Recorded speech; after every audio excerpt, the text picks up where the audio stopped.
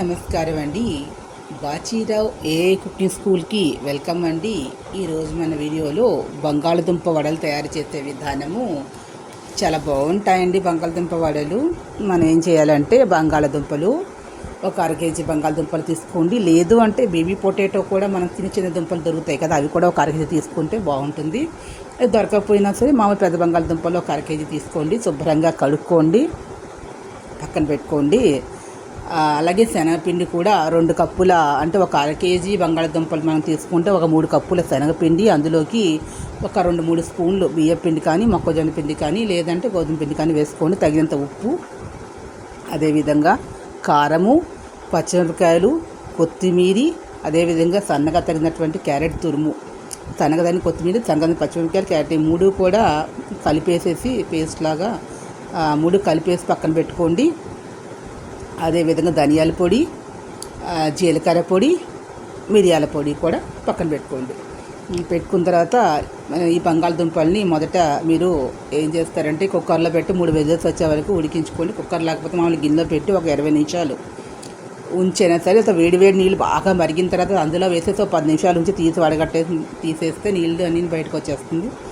ఆ దుంపల్ని శుభ్రంగా చల్లారిన తర్వాత తొక్కలన్నీ కూడా ఒలిచేసుకొని పైనంతా కూడా దాన్ని పిండిలా చేసుకోండి. మైదా పిండిని, మైదా ఈ బంగాళదుంపని ఆ లోపలంతా మెత్తగా చేసుకోండి. చేతితో చేసుకోవచ్చు, గరిటతో కూడా చేసుకోవచ్చు. బాగా మెత్తగా ఉడికిపోతాయి. మెత్తగా ఉడికేవరకు అందుకని 3 విజిల్స్ ఉంచాలి, లేదంటే 20 నిమిషాలు.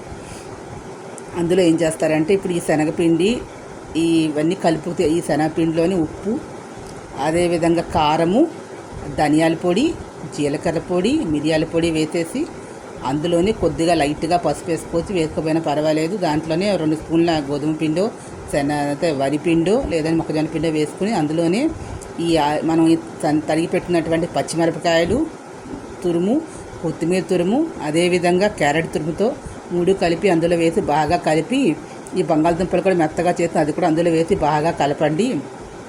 కలిపి ఇలా ఉండలాగా పెట్టేసుకుని బాగా కలిపి పెట్టుకుని పక్కన పెట్టుకోండి. పెట్టుకున్న తర్వాత ఈ బంగాళదుంపని ఉండలా చేసుకుంటాం కదా, ఆ ఉండలా చేసిన బంగాళదుంపని ఉండలా చేసి పక్కన పెట్టుకుని ఈ పిండిలో వేసి మనం ఇవన్నీ కలుపుకున్నాం కదా. ఇష్టమైనటువంటి వాళ్ళు సంగతి అల్లం కూడా వేసుకోవచ్చు, అల్లం వేయకపోయినా పర్వాలేదు.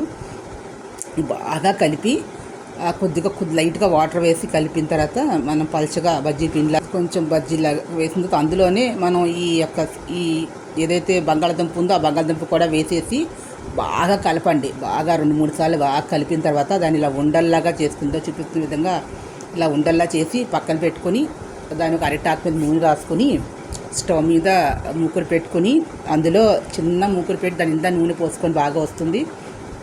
ఆ నూనె బాగా మరిగిన తర్వాత అప్పుడు దాన్ని సిమ్లో పెట్టడం వల్ల అది తొందరగా మాడిపోతుందండి. కొంచెం ఆలస్యమైనా కూడా రుచి కూడా పోతుంది, ఎంత కష్టపడి చేసుకుంది కాబట్టి సిమ్లో పెట్టండి.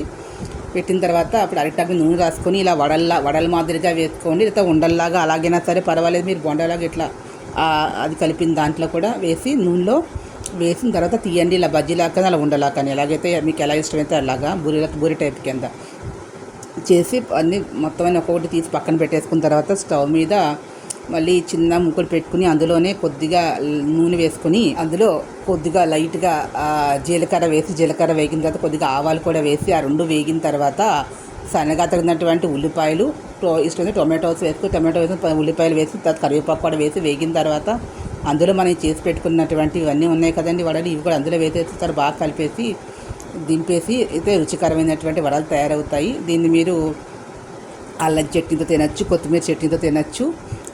ఎలా తిన్నా కూడా రుచిగా ఉంటుంది. చట్నీ అవసరం లేకపోయినా కూడా బాగుంటుంది. ఈ వీడియో మీకు నచ్చినట్టు ప్లీజ్ సబ్స్క్రైబ్ మై ఛానల్. ఇలా పోపు లేకుండానే కొంతమంది పెరుగులో వేసుకుని కూడా తింటారు, వేయించింది పెరుగులో కూడా బాగుంటుంది. ఆ పెరుగులోనే ఉప్పు వేసేసి కారంగా వేసుకుని లైట్గా పెరుగులో కూడా వేసుకుని తినచ్చు.